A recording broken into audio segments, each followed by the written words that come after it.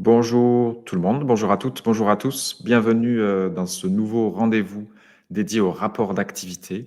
Nous sommes ravis de vous accueillir pour ce Trust Day. Alors, un Trust Day, qu'est-ce que c'est? C'est un rendez-vous d'inspiration. Celui-ci est un rendez-vous assez traditionnel à l'agence, puisque chaque année, depuis maintenant 10 ans, nous réalisons ce fameux benchmark de rapport d'activité. Concrètement, nous téléchargeons minutieusement où nous nous faisons envoyer 150 rapports d'activité, une centaine en français, une cinquantaine à l'international. Nous les lisons le plus attentivement possible et nous en tirons des conclusions en fonction des éléments qui convergent, des éléments qui divergent. Et c'est ce que nous allons avoir le plaisir de vous présenter aujourd'hui. Alors, je vais vous présenter rapidement les personnes qui m'accompagnent, puisqu'aujourd'hui j'ai le plaisir de présenter ce rendez-vous avec deux dames tout en rayures, hein, que sont Linda Igrachen, directrice de clientèle au pôle contenu et nouveaux récits. Bonjour. Bonjour Linda. Et également Émilie Louis, qui est directrice conseil en charge du pôle contenu et nouveaux récits. Bonjour Émilie. Bonjour.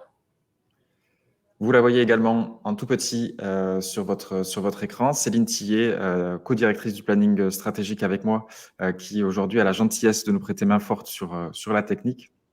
Elle a notamment la lourde tâche de veiller sur le chat où elle a déjà inscrit un premier message, comme vous pouvez sans doute le voir.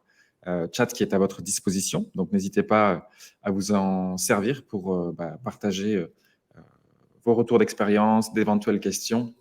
Et Céline nous les fera remonter au moment le plus opportun. Nous sommes 24 connectés, donc on va laisser un peu plus de temps aux gens pour se connecter. Donc j'en profite rapidement pour vous toucher un mot sur l'agence, qui on est et pourquoi on est légitime de parler de rapport d'activité. Watt, c'est une agence indépendante et fière de l'être, qui est spécialiste de la communication corporate et RH, et de fait un expert en éditorial depuis plus de 35 ans. On va y revenir juste après avec Émilie.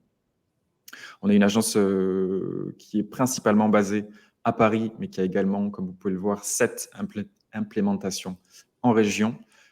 Et notre élément de fierté chez nous, c'est le fait que nous soyons intégrés, c'est-à-dire que l'ensemble des expertises de l'agence est regroupé dans nos murs pour maintenir ce niveau de qualité qui nous caractérise. Autre spécificité, nous faisons partie d'un groupe qui s'appelle We Are Together, qui rassemble donc l'agence Watt, l'agence All Contents, spécialiste du brand content, et The Social Republic, spécialiste des médias sociaux. Émilie, est-ce que tu veux nous dire un mot sur ce pôle contenu et nouveaux récits? Oui, tout à fait. Bonjour à tous. Donc, comme vous pouvez le constater, plusieurs expertises animent aujourd'hui nos équipes à l'agence. Et donc, j'ai la chance d'être responsable d'un pôle contenu nouveau récit. Et nous avons vraiment l'éditorial est au cœur de nos missions quotidiennes. Donc, aujourd'hui, on a une vingtaine d'experts des dispositifs narratifs. Au sein même du pôle, on est une dizaine d'experts qui, au quotidien, produisons, concevons, animons des dispositifs éditoriaux.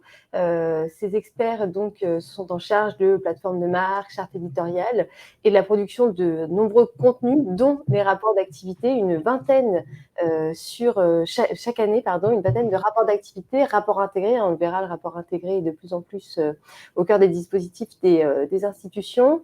Et donc, c'est pour cela qu'on a la chance d'accompagner aujourd'hui Géraud sur cette thématique avec Linda, puisque ça fait vraiment partie de nos activités quotidiennes. Merci Émilie. Sans plus attendre, je vous propose de rentrer dans le vif du sujet qui nous anime aujourd'hui avec le déroulé de cette présentation qui devrait occuper environ 45 minutes pour laisser un petit quart d'heure à vos questions. Mais je me répète, si entre-temps vous en avez qui vous viennent, n'hésitez pas à les poser au fur et à mesure dans le chat pour que Céline nous les fasse remonter. En première partie, c'est Émilie qui va reprendre la parole pour vous dresser le portrait robot de l'édition 2022 des rapports d'activité. Ensuite, Linda aura la lourde tâche de vous décrire la dissonance cognitive qui anime bon nombre de supports pour arriver à concilier cette fameuse croissance et les engagements. Et enfin, en troisième partie, je reprendrai la parole pour vous présenter plutôt notre vision de l'avenir des dispositifs. Je vous souhaite à tous une très très bonne présentation. Portrait robot donc de ce rapport annuel, si on pouvait, en dresser un, donc rapport annuel 2022, comme l'expliquait, Géraud en introduction, on a analysé, à peu près 150, dispositifs de rapport annuel, rapport intégré. Le premier constat qu'on peut faire, c'est qu'aujourd'hui, le rapport annuel se standardise, une standardisation qui tient tout d'abord, au pragmatisme, hein, des émetteurs, puisque, on doit se conformer aujourd'hui dans cet exercice à un certain nombre de codes, à la fois réglementaires, de codes de l'exercice un peu imposés, et puis une standardisation qui s'explique aussi de la recherche de sobriété, sobriété écologique, évidemment, on le verra, hein, de plus en plus d'acteurs cherchent à produire des contenus qui sont un peu plus cohérents avec aussi leurs engagements RSE, mais aussi sobriété économique. Voilà, les coûts augmentent drastiquement ces derniers temps, et donc on va aller sur une rationalisation des dispositifs, et notamment peut-être voilà, une rationalisation un peu des supports que l'on produit. Preuve en est de cette, standardisation du dispositif, on a un support qui se rationalise beaucoup. On le voit aujourd'hui sur le corpus analysé, on est à peu près à moitié-moitié entre le print et le digital. Le print n'est pas mort, mais on le sait, aujourd'hui, on va un peu plus se poser la question avant d'imprimer, en tout cas de sortir un certain nombre de documents imprimés pour les distribuer. On va d'abord viser l'utilité et la rationalisation des dispositifs. Et donc, on a de plus en plus d'émetteurs qui vont aller vers le digital. Le digital first, hein, l'unique version digitale représentant quand même un peu moins d'un tiers, d'un quart du dispositif. Toujours sur cette rationalisation, un point fort que l'on constate, c'est que le format PPT, le format paysage, se développe de plus en plus. Pourquoi? Pour de nombreuses raisons. Tout d'abord, ce format est très accessible en version numérique. Il permet une consultation numérique tout à fait fluide. Et puis, second point, on se rend compte aussi que aujourd'hui, ce support du rapport annuel n'a pas qu'une utilité pour les parties prenantes, les actionnaires, mais aussi plus en interne pour des collaborateurs, des commerciaux. Il va permettre de présenter l'entreprise, ses objectifs, ses engagements dans le cadre notamment d'appels d'offres, par exemple. Et ce format PowerPoint, il a ce gros avantage d'être facilement réutilisable dans d'autres présentations. Et donc, c'est un support qui devient utile aussi en interne pour aller soutenir un certain nombre d'actions de l'entreprise à l'extérieur ou en interne. Donc, on le voit sur ces exemples. On l'avait croisé chez Danone, par exemple, il y a 2 ans. Tu peux rester, pardon, excuse-moi, Géraud, sur cette partie. Et aujourd'hui, donc, que ce soit Sanofi ou Elior, ce format PPT se généralise un peu plus. Et puis, Saint-Gobain, lui, va nous proposer un format à l'italienne qui va permettre à la fois d'avoir une version print assez élégante et facile à consulter, et une version numérique très adaptée aux ordinateurs et donc aux usages. Quelques exceptions tout de même, voilà, tu peux passer sur la suivante, Jérôme, merci.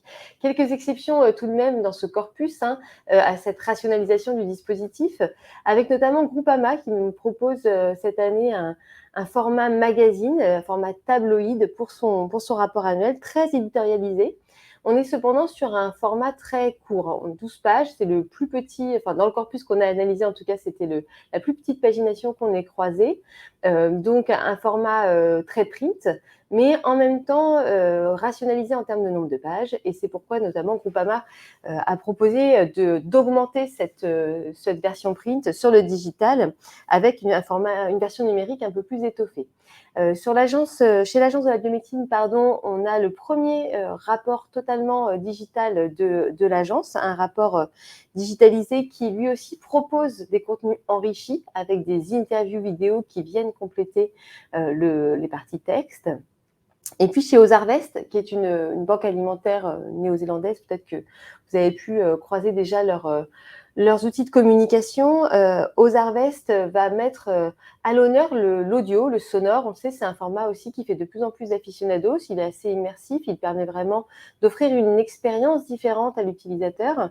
Ce qui est intéressant chez Ozarvest, c'est qu'on a vraiment un complément, une plus-value avec cet audio qui vient nous offrir le témoignage d'un bénéficiaire de cette banque alimentaire. Et donc là, on est dans le discours de preuve, on vient vraiment apporter un plus avec cet audio. On a croisé également l'audio chez BIC qui a vraiment augmenté son expérience avec du sonore. Autre constat de cette rationalisation, cette standardisation, aujourd'hui le rapport annuel est un support qui est de plus en plus tourné vers le business. On le voit à peu près la moitié du corpus analysé a aujourd'hui cette année produit un rapport intégré, un rapport annuel intégré ou un rapport intégré au sein de ce DEU. Un petit peu moins d'un quart s'est contenté d'un document d'enregistrement universel, la plupart ayant quand même cherché à apporter d'autres éléments un peu plus corporate au sein du dispositif. Mais on le voit, on est loin aujourd'hui de la créativité qu'on a pu croiser les années précédentes, où on avait parfois un peu un concours de formats de dispositifs innovants éditorialement, graphiquement parlant. 61 pages en moyenne, donc on est relativement stable sur ce nombre de paginations, mais un rapport annuel qui perd un peu de place dans le corpus. Donc des rapports très rationalisés. Juste pour finir sur ce point, je vais faire juste un petit zoom sur Fresenius Medical Care qui, dans les années précédentes, nous avait habitués à quelque chose d'assez créatif, d'assez étoffé éditorialement et graphiquement parlant, et qui cette année s'est contenté d'un support très business, très tourné autour des chiffres, mais qui a mentionné ce petit disclaimer en début de document pour expliquer donc à ses lecteurs que s'ils cherchaient des éléments plus corporate, eh bien, ils pouvaient se référer au magazine corporate qui permet de faire le point sur notamment les engagements de développement durable et les résultats de ces engagements pour Fresenius Medical Care. Dans le cadre de cette standardisation, on a noté aussi que le rapport intégré, qui est de plus en plus présent, est aussi de plus en plus maîtrisé. C'est vrai qu'on le sait, l'exercice est particulier, contraignant, très codifié, très encadré par des règles, les règles de la IIRC qui donnent beaucoup de codes et de cadres à respecter, et pas toujours très facile dans ce cadre de faire preuve d'un petit peu d'originalité et puis de se rendre aussi accessible ou de mettre en récit ces éléments. On le voit aujourd'hui chez Amundi, Gessina ou encore Schneider, on trouve dans cette contrainte un peu plus de fluidité. On raconte davantage des choses, on a un peu plus de créativité dans la mise en forme de la chaîne de valeur, du modèle d'affaires. On met un peu plus en perspective les choses en mettant en avant les parties prenantes, en mettant en avant sous forme plus infographique ces modèles d'affaires, ce qui permet à la fois d'avoir un document un peu plus agréable à lire, mais aussi de se rendre plus intéressant, d'être un peu plus lisible et accessible sur le fond. Donc on gagne aujourd'hui en fluidité dans cette contrainte et on a des rapports intégrés qui sont moins arides, moins rudes peut-être que par le passé. On parlait de ces parties prenantes. Aujourd'hui, on a aussi une valorisation, mais aussi une prise en compte des parties prenantes beaucoup plus importante au sein du rapport intégré. C'était moins le cas précédemment. On le voit chez FDJ, on a non seulement une présentation des parties prenantes et de leur implication dans les objectifs et la stratégie de l'entreprise, mais on va plus loin avec des vidéos qui leur donnent la parole et qui permettent vraiment d'expliquer leur rôle aujourd'hui dans cette stratégie d'entreprise. Chez Aéroports de Paris, c'est les notes blanches qui permettent aux parties prenantes d'expliquer, de mettre en lumière les points de la stratégie d'entreprise sur laquelle elles souhaitent agir et de faire un peu le bilan de cette action de manière régulière et dans le temps. Et aujourd'hui, on retrouve ces notes blanches au sein même du rapport intégré, ce qui permet vraiment de mettre en valeur cette implication des parties prenantes. Et puis, chez Ardian, c'est le Millennials Committee qui est vraiment mis en avant, mis en valeur. On le sait, ce comité existe depuis quelques années. Il est présent dans d'autres structures également. Ardian a décidé de le mettre très en avant éditorialement, mais aussi graphiquement parlant, parce que vous voyez, il y a cette cette photo qui prend quasiment une double, qui représente ce Millennials Committee à la manière quasiment d'un COMEX. Et voilà, on est au sein du document sur une mise en valeur qui est quasiment similaire au reste, à la gouvernance de l'entreprise, ce qui est assez intéressant pour montrer l'application de ces parties prenantes. Dernière preuve de cette maîtrise du RI, c'est le travail sur les indicateurs à valeur ajoutée. C'est vrai que c'était un travail imposé par le rapport intégré et dans les débuts, et surtout car on était pour la plupart des entreprises peut-être au début d'une stratégie, au début aussi d'une nouvelle, ces dernières années, au début d'une nouvelle stratégie d'entreprise. On a davantage avancé dans la mise en œuvre de cette stratégie, ce qui permet d'avoir davantage de recul. Mais on le voit aujourd'hui, les entreprises vont plus loin dans la mise en avant de ces indicateurs, vont les travailler vraiment en mode data. Très intéressant chez Solvay de voir qu'ils auraient pu se contenter de rappeler leurs objectifs en matière de transition énergétique et notamment sur la réduction des émissions de CO2. Ils vont plus loin en nous proposant cette map monde qui identifie les projets qui sont vraiment à la pointe en termes d'émissions de CO2 et qui monitorent finalement dans le temps les effets et les résultats de cette stratégie avec de la data mise en avant sur chaque projet, sur chaque pays, à la manière un peu d'un baromètre de la réduction des émissions de CO2. Chez L'Oréal aussi, un travail sur la mise en forme de ces indicateurs qui permet de se projeter et vraiment de mettre en avant les résultats 2022 au regard de l'objectif 2030, avec quelque chose qui se veut assez transparent là aussi, puisqu'on assume, par exemple, que sur certains points, on n'est pas autant avancé que sur d'autres, mais le but, c'est aussi de pouvoir montrer qu'on travaille pour atteindre ces objectifs et comment est-ce qu'on le fait. Et puis, chez Arkema, on va plus loin avec une mise en récit de ces indicateurs. Là, en l'occurrence, sur la décarbonation, avec cet exemple du site de Lac et des explications pour vraiment montrer comment on travaille à atteindre ces objectifs qu'on s'est fixés et comment la valeur ajoutée, finalement, est bien réelle et pas seulement à travers les chiffres, mais aussi à travers les actions concrètes que l'on met en place pour atteindre ces objectifs. Enfin, pour finir sur ce portrait robot du corpus 2022 de nos rapports annuels, un petit point graphisme, on l'a dit, on est peut-être un peu moins dans la créativité ou l'originalité, mais on a quand même évidemment un effort graphique qui est consenti sur la plupart de ces supports. On a noté cette petite tendance, on ne sait pas si c'est une vraie tendance, à partir de combien de rapports annuels on note une tendance, mais la photo dans la photo a été assez présente dans les rapports annuels et on le voit avec parfois une vraie signification, des fois juste un effet graphique intéressant. Chez Solvay, chez SFL ou encore chez Veolia, on a une véritable recherche de sens. Chez Solvay, on a une mise en perspective entre l'homme et la nature qui replace l'humain au cœur de la stratégie de l'entreprise. Chez SFL, de la même manière, on montre comment le bâti et la nature se coordonnent. Et puis chez Veolia, on va plus loin puisque le but, c'était aussi de montrer la diversité des activités. Donc là, la photo dans la photo sert à avoir ce jeu de mosaïque. Chez Puma, Pernod Ricard ou Valeo, on est davantage dans l'effet graphique. Mais voilà, on peut se dire que ça fonctionne un peu. On est dans une mise en abîme qui est assez intéressante graphiquement. Je vais passer la parole à Linda qui va donc revenir sur un axe fort qu'on a pu identifier, la dissonance cognitive ou comment concilier croissance et engagement.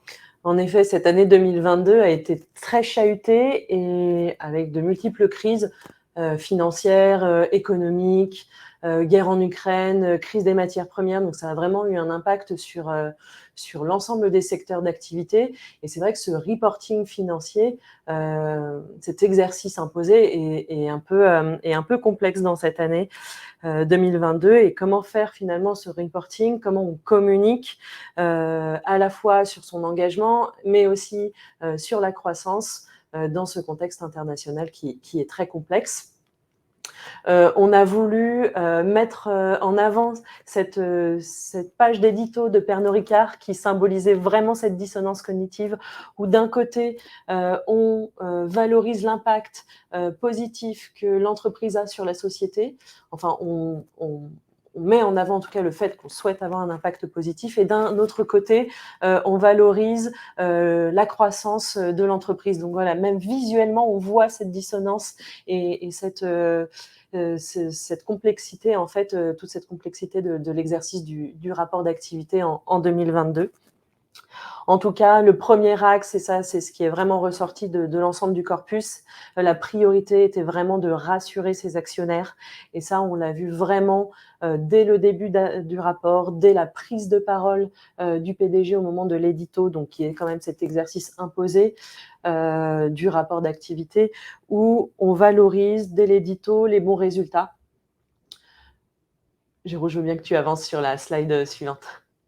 On valorise dès l'édito les bons résultats, où vraiment la croissance est sur toutes les lèvres, sur tous les éditos.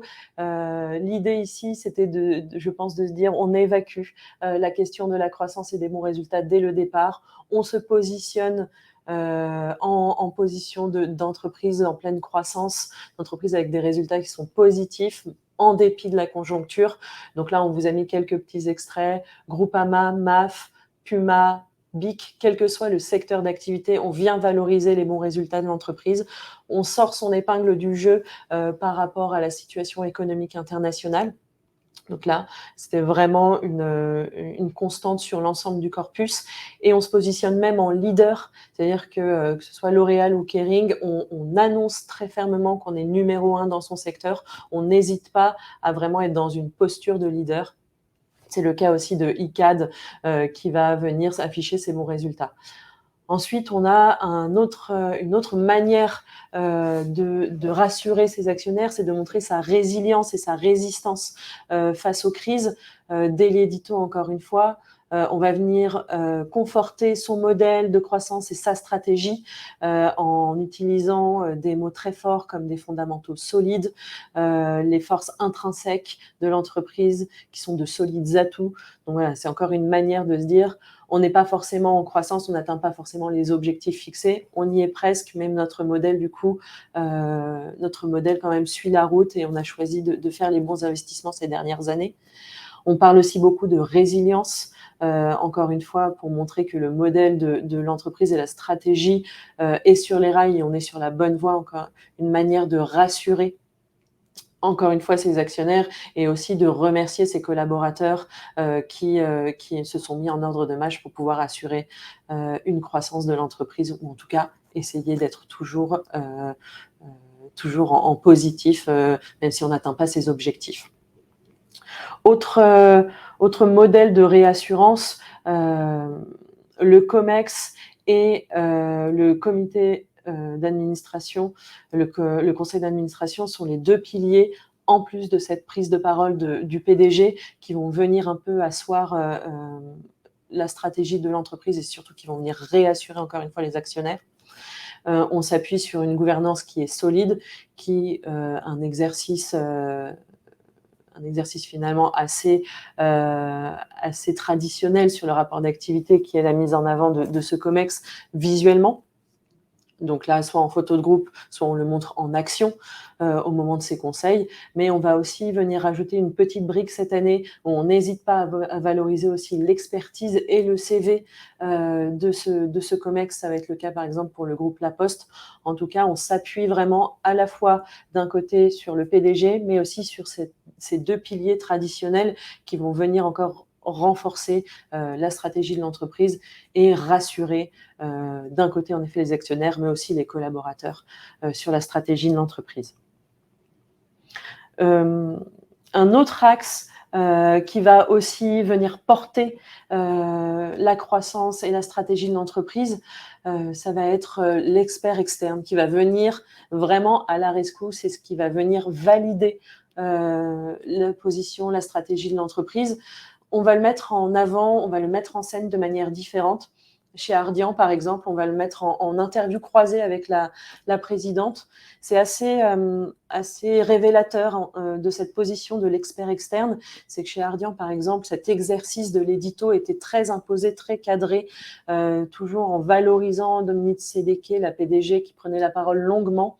Là, cette année, on la met en interview croisée avec un expert, ça montre bien cette nécessité de montrer comment l'entreprise s'inscrit aussi dans un contexte et dans des tendances internationales et qu'on ne peut pas faire fi, on est obligé d'évoluer dans ce contexte et du coup on a besoin d'être éclairé. C'est pour ça que l'expert vient vraiment en support et vient porter cette stratégie en même temps que le PDG. Et on a aussi une autre manière d'apporter, de mettre en valeur cet expert. C'est tout au long du rapport d'activité. On va lui donner la parole pour venir éclairer les enjeux du secteur, pour mieux réaffirmer derrière la stratégie de l'entreprise et montrer comment cette stratégie s'inscrit pleinement dans un contexte international.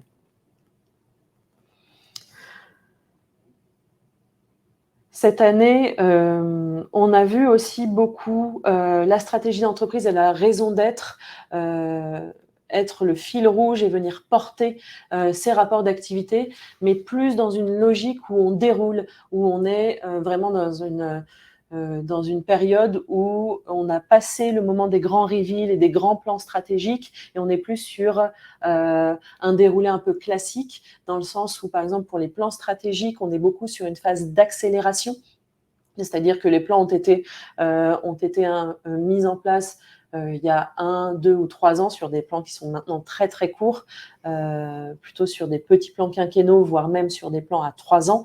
Donc là, on est un peu dans le creux de la vague.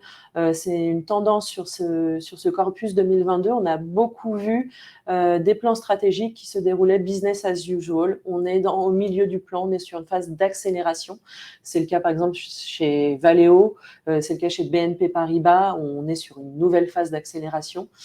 Et chez Danone, on le voit même graphiquement, où on montre qu'on est dans ce creux un peu dans cette phase d'accélération. La raison d'être va être un autre axe qui va porter, qui va structurer le discours, qui est repris en titre ou en fil rouge ou même dans la structure du rapport d'activité. Encore une fois, on sent qu'on a passé ce moment du gros reveal de la raison d'être qui a eu lieu il y a peut-être 2 ans, où là, on déroule cette raison d'être, elle vient sous-tendre le discours, mais on n'est plus dans ces reveals très importants qui structuraient vraiment le discours sur l'année. Là, on montre comment cette raison d'être a été intégrée à la stratégie de l'entreprise et comment maintenant elle vient irriguer l'ensemble du rapport d'activité et aussi l'ensemble des dispositifs de communication. Et pour montrer un petit peu 2 rapports d'activité qui sortent un petit peu, enfin on aurait pu en mettre plus, mais là c'était assez représentatif. Comment est-ce que un nouveau plan stratégique, une nouvelle raison d'être ou un nouveau positionnement de discours donne un nouveau souffle à la communication et donne un nouveau souffle aussi au rapport d'activité. Ça va être le cas d'Air Liquide qui a structuré entièrement son dispositif autour de son nouveau plan qui est Advance. Donc avancé en français, on voit cette récurrence du mot avancé qui va structurer à la fois les parties, les titres éditorialement et du coup qui montre un peu cette nouvelle dynamique sur l'ensemble du discours. Et c'est le cas aussi de l'APEC qui, de par le secteur d'activité sur lequel il travaille, donc qui est le secteur le monde du travail en général, qui a été très chahuté ces dernières années. C'est le moment en fait de faire un peu le bilan et de montrer comment autour de 8 ambitions, le discours de l'APEC est structuré maintenant sur un nouveau plan stratégique. Voilà des nouvelles dynamiques qui proposent des nouvelles structurations et des nouvelles lignes éditoriales à ces dispositifs de communication qui donnent aussi un nouveau souffle. Une fois qu'on a rassuré ces actionnaires, qu'on a montré que notre stratégie et notre raison d'être venaient vraiment alimenter tout notre discours, comment parler RSE, comment parler engagement finalement dans cette année 2022 où la croissance était sur toutes les lèvres. C'est tout d'abord de mettre en avant cette figure finalement de l'engagement de l'entreprise qui est la directrice RSE. Géraud, si tu peux avancer, merci. la directrice RSE qui est vraiment valorisée dans ses dispositifs de rapport d'activité et même au sein du rapport d'activité lui-même, où là, on vous a mis une petite dizaine d'exemples, mais on aurait vraiment pu en mettre beaucoup plus avec l'interview de la directrice RSE. Je dis bien directrice parce qu'à 99% du corpus, la directrice était une femme, plutôt dans la quarantaine, c'est une manière aussi de venir valoriser la diversité de l'entreprise, le fait qu'on travaille sur des objectifs de parité aussi, car ce sont des figures qui sont souvent au COMEX aujourd'hui. Donc vraiment, on valorise la directrice de la RSE et sa prise de parole, souvent même au même niveau, on lui accorde autant de place qu'un directeur financier. Donc c'est vraiment pour montrer l'importance aujourd'hui que l'engagement peut avoir au sein d'un discours et au sein de la stratégie même de l'entreprise, donc visuellement et éditorialement. La directrice de la RSE est vraiment la superstar de cette édition 2022. Et c'est une manière de traiter aussi l'engagement. L'engagement qui est traité différemment suivant les entreprises. On est vraiment à plusieurs niveaux dans ce corpus. On a pu voir des entreprises qui le traitaient plutôt en parallèle de la croissance. En parallèle de la croissance, où on le voit même dans le discours que peut avoir le PDG au sein de l'édito, avec ces petits mots qui sont assez révélateurs, par exemple sur le autre priorité stratégique chez Altarea Keogedim. Donc on voit bien qu'on le traite à côté de la croissance, en parallèle en tout cas. BIC, lui, le traite plutôt dans une perspective de produit, de l'engagement autour du cycle de vie du produit. Ou alors chez ICAD, on a choisi de le traiter associé à la croissance, donc on est sur une croissance qui est durable, et chez Capgemini, donc qui est plutôt dans une entreprise de conseil, on est plutôt sur une double page liée à la stratégie et à la trajectoire ESG en 2022. Donc voilà, plutôt des entreprises qui traitent l'engagement en parallèle de la croissance. D'autres ont choisi plutôt de valoriser le chemin parcouru, qui est une autre manière encore de montrer comment on est une entreprise engagée. Kering revient sur 10 ans et 10 raisons d'être fier. Et parmi ces 10 raisons, on a justement la réduction de l'empreinte carbone, qui fait partie d'un des axes de l'engagement chez eux. Solvay a choisi plutôt de montrer le chemin parcouru à travers un cahier chiffré, donc avec un objectif 2030, donc point de départ 2018, objectif 2030, un cahier chiffré d'une dizaine de pages pour montrer voilà le chemin parcouru et les efforts mis en place par l'entreprise sur différents engagements et différents axes. Et enfin, d'autres ont choisi, comme Michelin par exemple, de valoriser plutôt les actions de terrain, comment on est engagé concrètement avec des projets qui viennent au quotidien changer et montrer l'engagement de l'entreprise.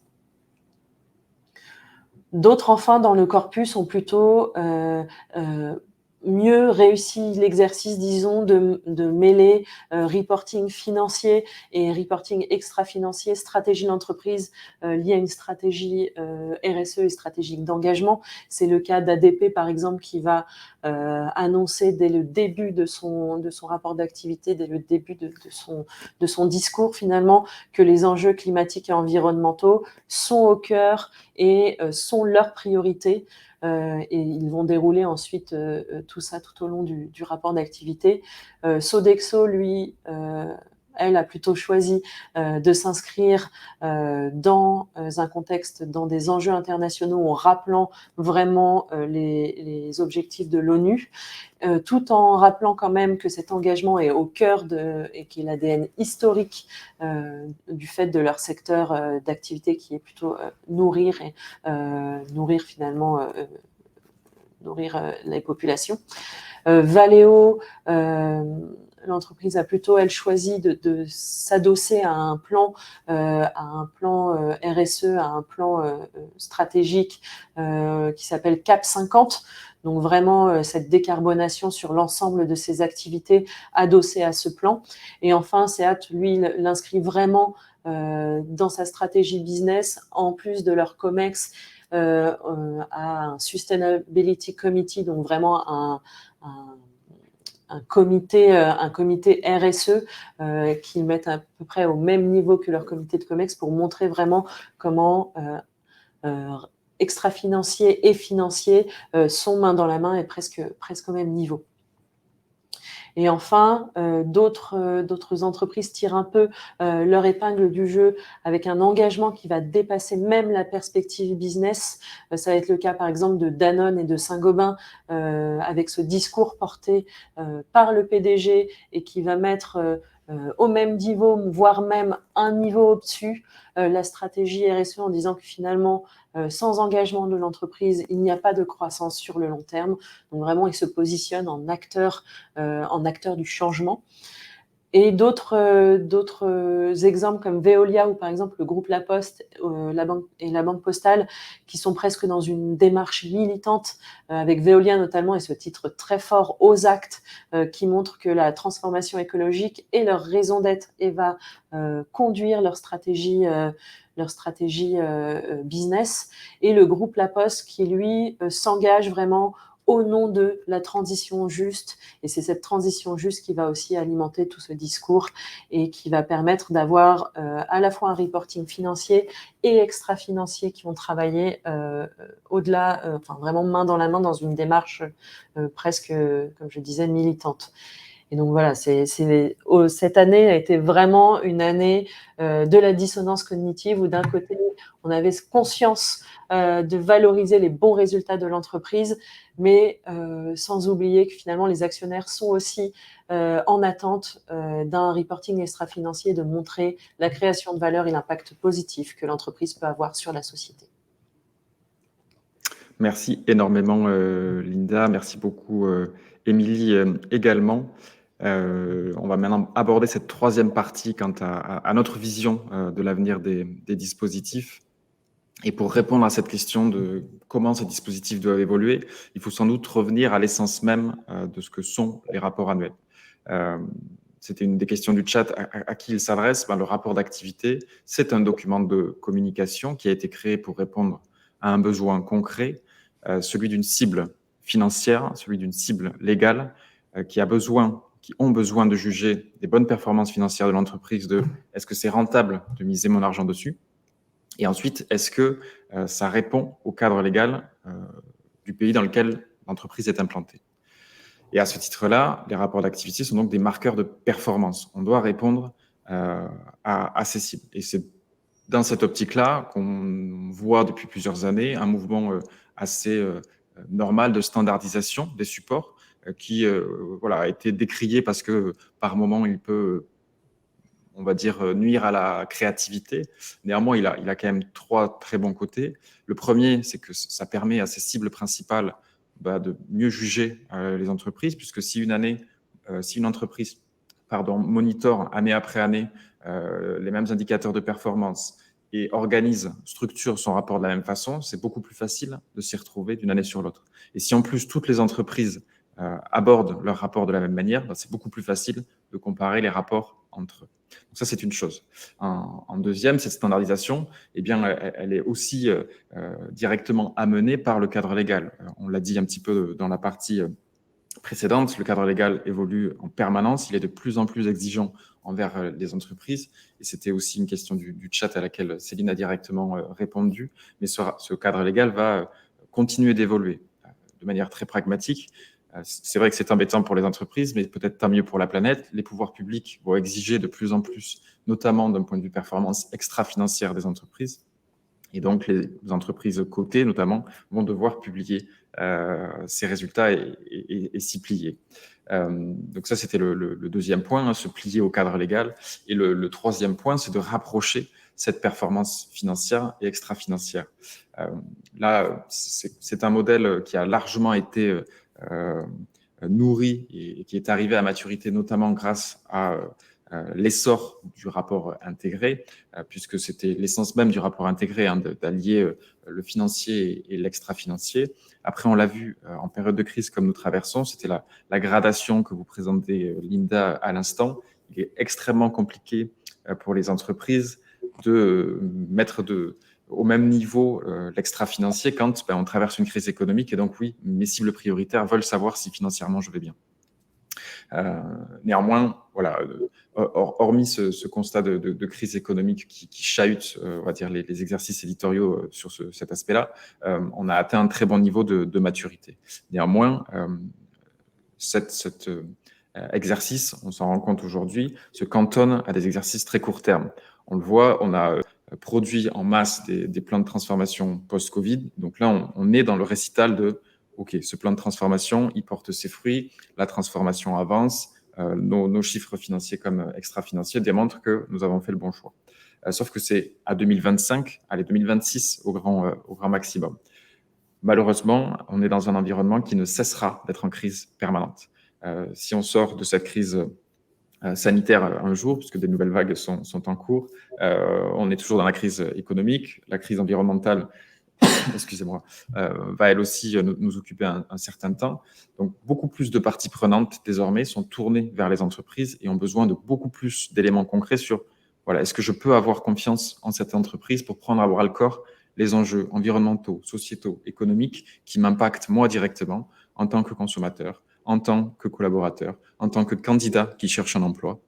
Et finalement, on est assez persuadé que aujourd'hui, les cibles des rapports d'activité, ce sont toutes ces cibles. Ce ne sont plus exclusivement les publics financiers, ce sont aussi toutes ces autres cibles, ne serait-ce que parce que de manière pragmatique, la communication corporate prend énormément d'ampleur face à la communication de consommation, hein, et elle ne dispose pas d'un arsenal d'outils extrêmement complet.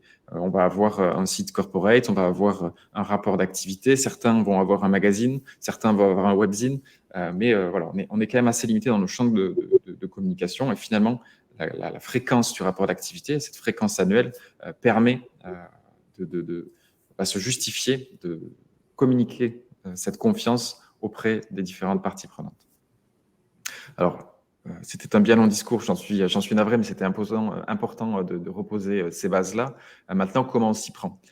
Cette année, on a vu quelques initiatives intéressantes. Pour nous, il y a plusieurs choses, plusieurs cordes, on va dire, sur lesquelles tirer. La première, c'est d'arriver à positionner son entreprise à travers le support rapport d'activité sur les sujets d'avenir. Ça ne vous aura pas échappé, sauf si vous vivez dans une grotte depuis maintenant quasiment un an. L'intelligence artificielle déboule extrêmement rapidement dans les entreprises, investit tous les secteurs d'activité et est annoncée comme la grande révolution de ce siècle. Donc, beaucoup d'acteurs, pas assez à notre goût, mais essaient de se positionner sur ces sujets-là. Ça va être le cas de Sanofi, par exemple, qui a remplacé sa traditionnelle partie R&D par une partie intégralement dédiée au digital et à la façon dont l'intelligence artificielle est intégrée dans chacune de ces business units. Le groupe La Poste, exercice intéressant aussi, ils ont créé une école dédiée à la data et à l'intelligence artificielle. On va valoriser la promotion. Sodexo, de manière beaucoup plus picking, contenu à picorer, va valoriser comme ça, des petits encarts dédiés aux initiatives qui sont déployées en interne pour intégrer ces nouvelles technologies. Donc ça, c'était sur l'intelligence artificielle au sens large. On voulait faire aussi un focus sur l'intelligence artificielle générative avec en tête d'affiche ChatGPT, avec deux exercices qui nous ont semblé particulièrement intéressants. Celui de Pirelli, qui est donc cet industriel des pneumatiques italien, qui, par excellence, a le rapport standardisé. C'est-à-dire qu'ils ont chaque année 60 à 80 pages d'informations légales de manière très épurée, très pragmatique. Mais en amont de rapport, il s'octroie toujours la liberté d'une vingtaine, trentaine de pages pour coller à l'actualité, pour justement rendre beaucoup plus tangibles les éléments de réassurance qu'ils veulent mettre en avant. Et ici, c'est leur capacité à appréhender ces nouvelles technologies. Et pour ce faire, ils ont fait appel à peu près 6 auteurs indépendants qui ont réalisé pour eux des essais sur qu'est-ce que sera le futur du travail avec cette intelligence artificielle. Et pour agrémenter chacun de ces essais, un petit dessin de presse qui vient voilà, caricaturer un petit peu le discours, rendant de fait ce même discours extrêmement agréable à lire et on a même très très envie de le consulter. En introduction, on ne veut pas vous spoiler, mais exercice particulièrement intéressant qui donne d'ailleurs son nom au concept Machine Learning, qui est une interview d'un journaliste directement avec ChatGPT où il va lui poser tout un tas de questions et notamment la question centrale de pourquoi l'intelligence artificielle a finalement toute sa place dans le monde du travail par rapport aux humains. Et de manière très pragmatique, ChatGPT répond tout simplement parce que nous, on a la capacité d'apprendre de nos erreurs beaucoup plus rapidement que ce que font les humains. Donc voilà, petit clin d'œil assez rigolo. Toujours dans l'humour, Ringier aussi, qui a remplacé son traditionnel édito du président par, là aussi, un échange entre le fondateur, Michael Ringier, et ChatGPT.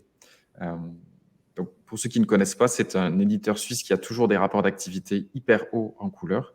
Et donc, l'éditeur fondateur, ici, se livre à une interview de ChatGPT où il va d'abord lui demander qui est Nicole Eisenman, qui est l'artiste plasticienne à qui ils ont donné carte blanche cette année pour dire l'aspect graphique du rapport d'activité. Donc, sur ça, ChatGPT fait un sans faute. Et ensuite, il va lui poser des questions sur lui-même. Est-ce que, voilà, ChatGPT, tu connais Michael Ringier? Et donc là, l'intelligence artificielle, qui est quand même programmée pour toujours avoir une réponse, se plante royalement et raconte n'importe quoi, ce qui ne manque pas de lui faire souligner. Donc bon, blague à part, il profite de cet édito pour dire oui, on a pris en accuse réception que cette technologie arrive en force dans notre secteur d'activité, bouleverse la façon dont on travaille, et de fait, on a nommé un nouveau Chief Innovation Officer, et c'est un sujet brûlant pour nous dans notre stratégie d'entreprise. Donc voilà, typiquement pour valoriser des éléments de confiance pour l'ensemble de nos parties prenantes pour le futur de l'entreprise, il y a cet aspect de on prend à bras-le-corps les sujets qui nous impactent. Les révolutions technologiques en font partie. Mais il y a aussi un autre aspect qui est nous, en tant que communicants, en tant qu'entreprise, on communique et la communication, elle est émettrice de CO2. Elle a une empreinte carbone qui est conséquente de fait parce qu'on produit des supports. Et le rapport d'activité par excellence, puisque historiquement, il était plutôt print. Donc c'est pour ça qu'on voit des nombreux acteurs se tourner vers le digital. Ça va être le cas par exemple de Crédit Agricole et qui notamment sur son site a intégré également un petit bouton qui s'appelle mode éco, où on peut changer les fonds du site internet pour qu'il soit beaucoup moins énergivore, qui va aussi diminuer les interactions que propose le site pour que là encore il soit moins énergivore. Mais c'est aussi pour ça qu'on voit poindre le fameux format à l'italienne que décrivait Émilie en préambule. C'est vrai que ce format PPT qui peut être réutilisé dans d'autres cadres, qui est peu énergivore, qui donne une nouvelle place, ou en tout cas un nouvel élan créatif, c'est pas inintéressant non plus. Et vous avez SPI, par exemple, qui continue d'avoir un support imprimable. De base, vous pouvez le télécharger en PDF, et quand vous le téléchargez, il ajoute une mention dès la couverture pour dire attention, n'imprimer ce document vraiment que si nécessaire. Donc on voit de plus en plus dans les corpus, et cette année n'a pas échappé à la règle, des initiatives comme ça pour réduire l'empreinte carbone de la communication financière. Donc la communication responsable, vous le savez, si vous suivez un petit peu notre activité, nous occupe beaucoup à l'agence. Et c'est pourquoi, lors de la première session de cette présentation, nous avions invité Guillaume, qui est chef de projet éco-socio-conception chez Loire Impression, qui nous a accompagnés pour le rapport d'activité de l'ADEME. Malheureusement, aujourd'hui, il n'était pas disponible. Donc, c'est Émilie qui va avoir la lourde tâche de vous présenter ce projet magnifique. Oui, merci Géraud. Donc, en effet, merci encore à Guillaume Sylvestre Ripley pour sa participation à la première édition de ce Trust Day. C'est vrai que ce cas d'usage, on en est particulièrement fiers. Donc, on est aussi très heureux de pouvoir vous présenter, puisqu'on avait été sélectionné par l'ADEME, qui est l'agence de la transition écologique, pour la réalisation de son rapport d'activité 2021, donc 2022, paru en 2023. Projet ambitieux et engagé, puisque je pense que vous connaissez l'ADEME. Je ne sais pas si vous connaissez un peu tout ce qu'ils peuvent faire autour de l'éco-conception, mais c'est vrai qu'ils se sont vraiment engagés sur ce sujet ces derniers temps, avec pas mal de guides et d'éléments pour accompagner les acteurs dans leur production et dans leur communication. Nous, c'est un sujet qui nous tient particulièrement à cœur et donc voilà, qu'on souhaitait vraiment réussir. Ce qui était intéressant, c'est que Loire Impression n'est pas, nous directement l'imprimeur avec qui on travaille, c'est l'imprimeur de l'ADEME. Ce qui était intéressant, c'est qu'on a été mis en relation, en tout cas, on a réussi à être mis en relation très tôt avec cet imprimeur pour travailler ensemble sur un certain nombre de choix au niveau du papier. Guillaume a beaucoup échangé avec Valentin chez nous qui a réalisé la DA de ce beau document. On a fait l'analyse du paper profil, on a travaillé sur aussi des prototypages des couvertures et puis on a fait des choix de papier. Je vais y revenir après parce que je vais vous donner quelques tips qui nous avaient fournis lors de la première édition pour le choix du papier puisque c'est très important et on a notamment fait ce choix d'un papier craft voilà, très brut, très foncé, mais qui permettait aussi d'avoir un papier fabriqué en France, 100% recyclé, avec des écolabels intéressants. Donc, si je rentre plus en détail sur la conception de ce rapport annuel qui a été donc réalisé par nos équipes, on a souhaité qu'il soit exemplaire en matière d'éco-conception et d'éco-communication, et notamment en prenant en compte évidemment la fabrication du contenu, sa conception graphique, mais aussi éditoriale. Il était important, même primordial, que l'ADEME reflète à travers ce rapport annuel ses propres engagements et puis ses propres consignes en quelque sorte aux acteurs, qu'il en soit le meilleur exemple. Donc c'est un rapport qui a souhaité concilier sobriété du contenu. On a vraiment cherché à ne rapporter que l'essentiel. La sobriété éditoriale, l'éco-conception, c'est aussi faire en sorte qu'un document soit utile avant toute autre chose. Ne dire que ce qui est important et ce qui peut être essentiel à raconter. Et donc, en allant à l'essentiel, on réduit aussi la pagination, ce qui est évidemment un axe fort pour réduire l'empreinte écologique et carbone, notamment d'un document.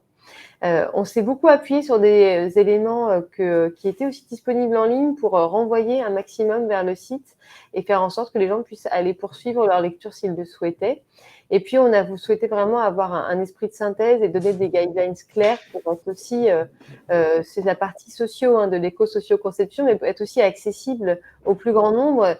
Être accessible, évidemment, c'est voilà, respecter un certain nombre de règles en matière d'accessibilité pure d'un document, mais c'est aussi être lisible pour notamment le grand public. Évidemment, l'ADEME s'adresse à ces parties prenantes et aux institutionnels en première instance, mais c'est aussi un document qui peut être entre les mains de personnes un peu moins initiées. Donc, c'était important que l'activité de l'ADEME soit accessible de manière, sur le fond aussi, assez public.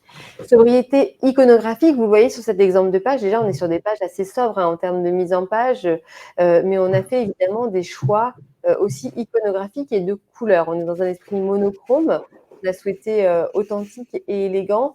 On a évidemment évité les grands aplats de couleurs, les photos plein pot qui nécessitent beaucoup d'encre à l'impression. Le taux d'ancrage est un levier majeur, en tout cas la réduction du taux d'ancrage est un levier majeur pour l'éco-conception. On a travaillé sur des illustrations en filaire, des pictogrammes, au trait, des pictogrammes en filaire. Et on a quelques aplats de couleurs, on n'y a pas échappé, mais on les a travaillés en tramé pour à nouveau économiser l'ancrage des pages. On va réduire l'ancrage des pages et économiser ainsi de l'encre. Le print, on le sait, aura toujours un impact écologique. C'est aussi un document qui est, en tout cas, un contenu print qui reste très utilisé. Donc, aujourd'hui, son utilité est toujours actuelle, mais pour autant, il nous tient à cœur et c'est à nous de le rendre le plus vertueux possible pour faire en sorte que son impact sur notre environnement se réduise. Comment faire? Eh bien, là, en effet, on l'a vu, on peut travailler sur le fond, la forme en conception et en fabrication. On a quelques tips à vous rappeler ce matin en matière d'éco-socio-conception. On va agir sur 2 leviers. On agit sur l'éco-conception grâce à un certain nombre de leviers que l'on va détailler, mais on peut aussi, et ça c'était très intéressant d'entendre Guillaume sur ce point, renforcer par le print, grâce au print, le storytelling d'une marque et c'est intéressant d'avoir ça aussi en tête. Comment est-ce qu'on peut agir sur l'éco-conception au moment de la fabrication? Plusieurs points. Tout d'abord, les encres végétales. Alors, Guillaume nous indiquait que c'est souvent un point aujourd'hui qu'il a dans ses briefs, dans les devis qui lui sont envoyés. Merci d'utiliser des encres végétales. Et il nous rappelait que ce n'était pas toujours très adapté aux petites séries. Pourquoi? Parce que les encres végétales, elles ne sont pas disponibles sur toutes les presses, sur toutes les imprimantes. Elles sont disponibles sur un certain type d'imprimantes qui sont l'impression offset. Or, pour caler les couleurs d'un document en encre végétale, il faut faire beaucoup de tests de calage, ce qui fait que si vous imprimez en petite série, vous allez avoir beaucoup trop de déchets. C'est-à-dire que pour à peu près 500 rapports annuels, par exemple, imprimés avec encre végétale, vous aurez environ 400 en quantité de feuilles utilisées pour le calage, 400 rapports annuels qui partiront au recyclage. Donc, sur les petites séries, on nous conseille plus de travailler sur l'impression numérique, qui sera certes pas avec des encres végétales, mais en tout cas qui donne moins de gaspillage de pages. On relevait aussi l'émergence d'un monocritère sur les émissions de CO2. Et ça, c'était intéressant parce que c'est vraiment le choix du papier qui va permettre de gagner des points sur ce monocritère CO2. Aujourd'hui, si on regarde le poids écologique du papier, ce sont les fabricants nordiques qui gagnent la médaille de la réduction des émissions de CO2. Pourquoi? Pour plusieurs raisons. Parce que ce sont des pays où il y a beaucoup de forêts. Ils sont proches de la matière première. Ils ont aussi développé des technologies d'impression très à la pointe pour justement réduire cet impact carbone de l'impression. Et finalement, en fait, ils ont surtout le transport qui va peser sur le poids en émissions de carbone de leur papier, mais sur le reste, ils sont assez bons. Pour autant, dans éco-socioconception, il y a sociaux, et donc nous, on s'intéresse aussi à l'impact sociétal de nos choix. Aujourd'hui, 11 000 familles en France vivent de la production de papier, et en faisant le choix du papier français, eh bien, on va faire le choix aussi du local, et puis de soutenir l'économie territoriale et locale de notre pays. Donc voilà, de se dire, dans les appels d'offres aujourd'hui, quand on a un critère émission de CO2, ça peut être intéressant aussi d'avoir un critère plus local qui permettrait à des imprimeurs qui travaillent beaucoup avec des fabrications françaises et bien d'être davantage valorisés. Troisième levier à activer, le format de votre document. On le voit notamment pour les rapports annuels, même si la créativité aujourd'hui est un peu délaissée au profit de l'efficacité du document.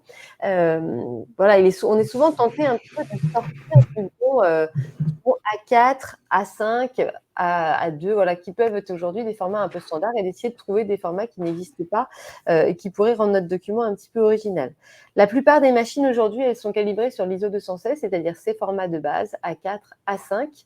Et si jamais on sort de ces formats, qu'est-ce qu'on va faire? On va couper du papier, on va être obligé de couper ensuite du papier, et donc on va gaspiller du papier. Donc finalement, plus on s'éloigne des formats de base, plus l'impact du document va être important.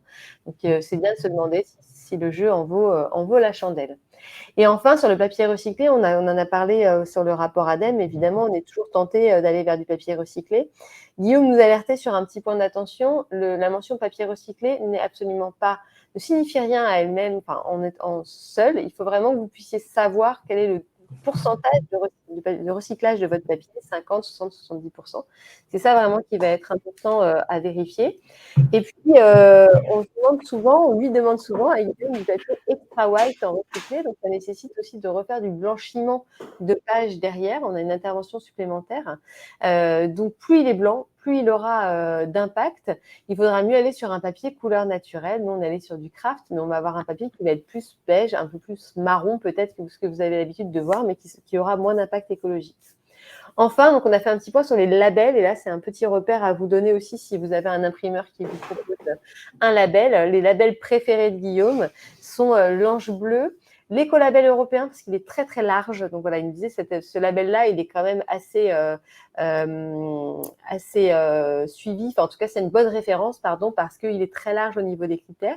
Le FSC, qui est un label que vous allez croiser assez souvent. Et puis le Cradle to Cradle, qui est un label un peu moins connu, mais intéressant parce qu'il va s'intéresser au-delà du taux de recyclage, etc., aussi à la circularité des produits, à la provenance des fibres. Et donc, on a derrière tout ça un aspect sociétal qui est pris en compte, ce qui est peut-être moins le cas sur les autres labels. Donc, ça peut être aussi intéressant de faire ce choix de label pour avoir l'aspect socio-conception un peu plus fort dans votre fabrication. Deuxième point intéressant que soulevait Guillaume, c'était de se dire finalement, on travaille beaucoup sur le recyclage du label, sur les émissions de CO2 en lien avec notre document. Mais ce qui peut être intéressant aussi, c'est de renforcer le storytelling de votre marque grâce au choix du papier notamment.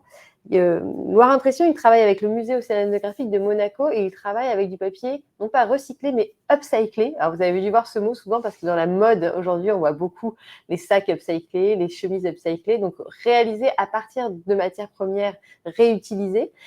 Pour le rapport annuel du musée océanographique de Monaco, c'est des algues qui ont été utilisées pour produire le papier.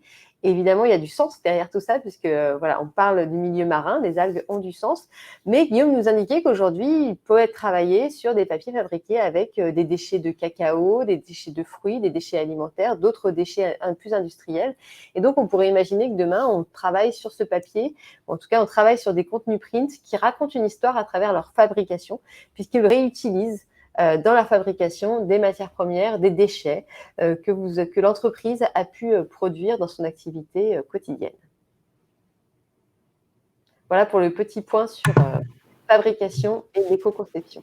Ouais, merci beaucoup Émilie, et effectivement merci à Guillaume qui était venu aussi nous présenter ces éléments. On a conscience que c'est riche, mais on voulait absolument les partager avec le plus grand nombre d'entre vous, parce qu'on se rend compte que c'est des notions qui sont encore méconnues, mais qui sont un excellent levier pour réduire l'empreinte de sa communication.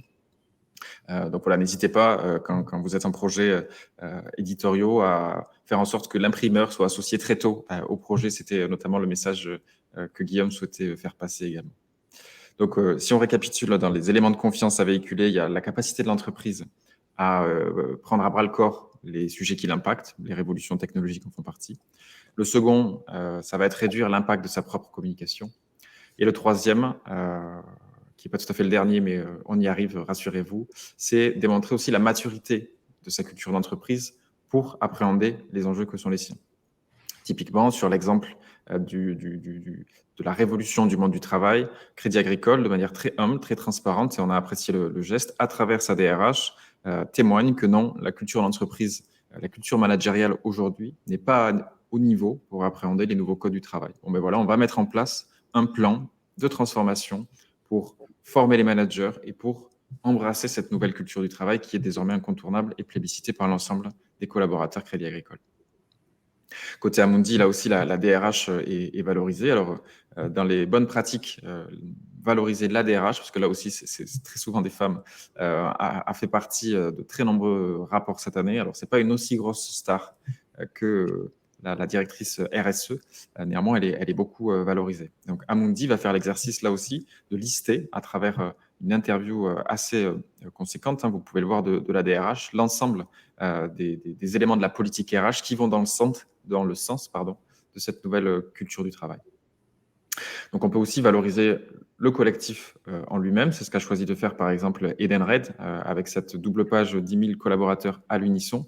Ils vont valoriser l'engagement de ce collectif pour l'Ukraine, pour les causes LGBT, pour d'autres causes de charité. C'est assez intéressant ça rend tangible un élément qui, par définition, ne l'est pas, qui est cette culture d'entreprise.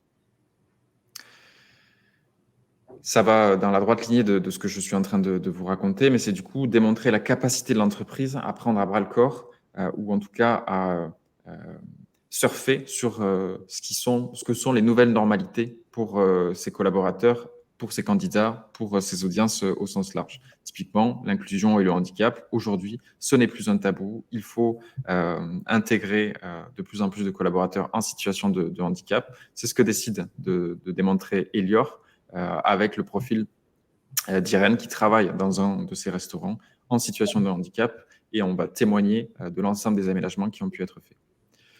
Nouvelle normalité, c'est aussi les familles sont plus hétéros, extrêmement patriarcales. Non, on est aussi dans des formats avec des couples de pairs qui peuvent avoir des enfants et qui ont le droit aux mêmes choses que les couples hétéros. Et c'est ce qu'a décidé de démontrer Sanofi à travers ce portrait.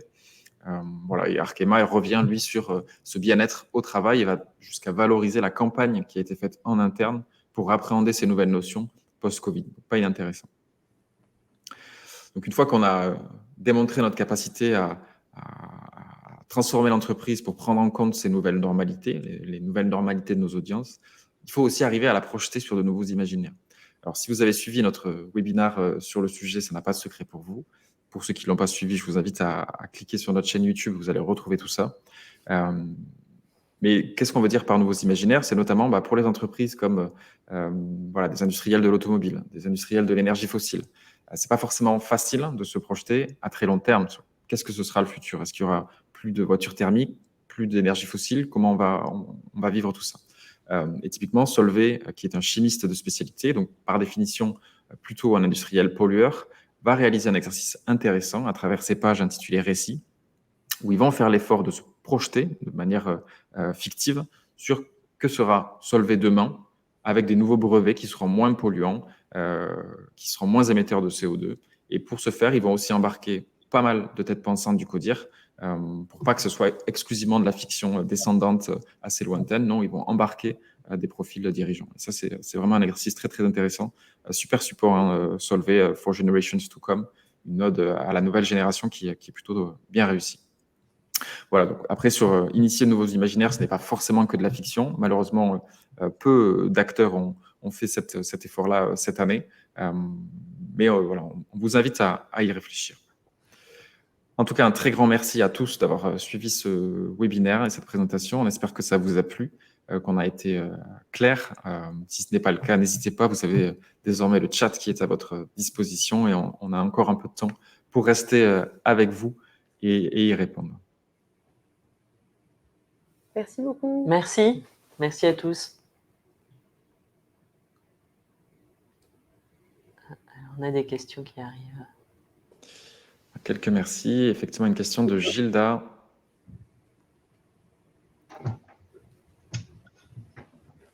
Sur le stockage, sur le stockage des rapports intégrés, plutôt liseuse intégrée, Acrobat Web ou autre GED. Je ne sais pas si on a des données là-dessus. Non, là comme ça, on a. Alors, on peut dire que le poids, c'est vrai, quand on met à disposition une version PDF interactive, on sait, le poids du PDF peut jouer. Alors, c'est vrai qu'on ne pourra pas toujours réduire vraiment drastiquement un document qui a beaucoup de pages, qui a beaucoup de visuels. Voilà, ce sont des choses. Mais c'est vrai que j'aurais pas énormément de données. Après, il y a aujourd'hui. Nous, on le fait, on le propose, on travaille de plus en plus avec des outils qui permettent aussi de proposer des versions interactives un peu plus sympathiques et faciles d'accès parce qu'on peut davantage naviguer dans le document et sans forcément doubler le poids, enfin en tout cas sans forcément augmenter le poids parce que finalement un PDF simple n'est pas forcément la chose la plus légère qu'on puisse faire puisqu'on retrouve l'ensemble des éléments du PDF, alors que sur une version travaillée en digital un peu plus allégée, parfois on va justement pouvoir faire sauter les visuels, alléger aussi le poids en allant davantage à l'essentiel sur cette version digitale. Et donc voilà, on travaille un peu là-dessus. Et puis si on prend en compte dans le développement de sa page web des principes d'éco-conception appliqués au digital, on peut encore réduire le poids de son document en ligne finalement. C'est vrai qu'on pourra proposer une version, par exemple, plus éco, dark mode, comme on le voyait sur La Poste, c'est ça, Géraud, qui proposait une version économie d'énergie. Sur Crédit Agricole. Crédit Agricole, pardon. Donc, c'est aussi une façon, si jamais votre site a aussi cette option, d'ailleurs, est éco-conçu, ça permet aussi de profiter de ces outils aujourd'hui digitaux qui se développent. L'éco-conception digitale, d'ailleurs, a fait aussi l'objet d'un trust day. Je continue la pub que vous pourrez retrouver sur la chaîne YouTube, mais c'est vrai que les deux sujets sont intimement liés.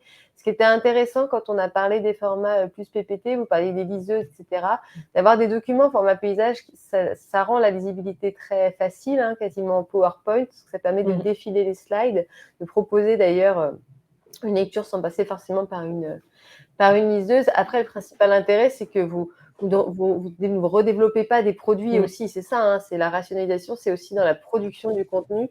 Si on a un contenu qui sert à la fois pour du print, pour du digital, pour ensuite vos collaborateurs en format PPT, vous allez rationaliser aussi la production. Donc, quelque part, vous réduisez votre empreinte en réduisant le temps d'intervention de chacun. J'espère qu'on a répondu à votre question, Gilda. On manque un petit peu peut-être de données sur cet aspect-là, mais ce serait intéressant en effet de pouvoir l'analyser. Et après, de manière empirique, c'est vrai que là, on voit un chemin très classique se dessiner. On a une partie publication au sein des sites corporate. Dans cette partie publication, qui est souvent rangée ensuite par date, vous avez 2 liens qui s'offrent à vous, le PDF accessible ou le site web accessible lui aussi si l'entreprise a fait ce choix-là. Et sur ce PDF-là, après l'ouverture et la liseuse, ça varie et honnêtement, on n'a pas la répartition exacte entre Acrobat Web ou des versions d'autres jets. Oui, ce qui est intéressant par contre, c'est de travailler sur l'accessibilité des contenus de vos PDF. Ce n'est pas quelque chose d'automatique, sachez-le. Il faut rendre le PDF accessible. Aujourd'hui, Adobe d'ailleurs facilite cette mise en accessibilité, mais ça reste quand même une mission, un poste à prévoir. Parce que c'est vrai que les versions PDF de base ne sont pas les plus forcément accessibles si vous ne faites pas cet effort de mise en accessibilité. Est-ce qu'il y a d'autres questions? Pas d'autres questions dans le chat. Eh bien, alors, on rend l'antenne. Merci à tous de nous avoir suivis. Restez connectés parce que de nouveaux événements sont à venir, notamment début octobre, un Thursday consacré à l'intelligence artificielle générative, justement, dans la communication. Donc voilà, restez bien connectés à notre actualité. Merci énormément à tous. Très bonne journée. Bonne journée, au revoir. Merci, bonne journée.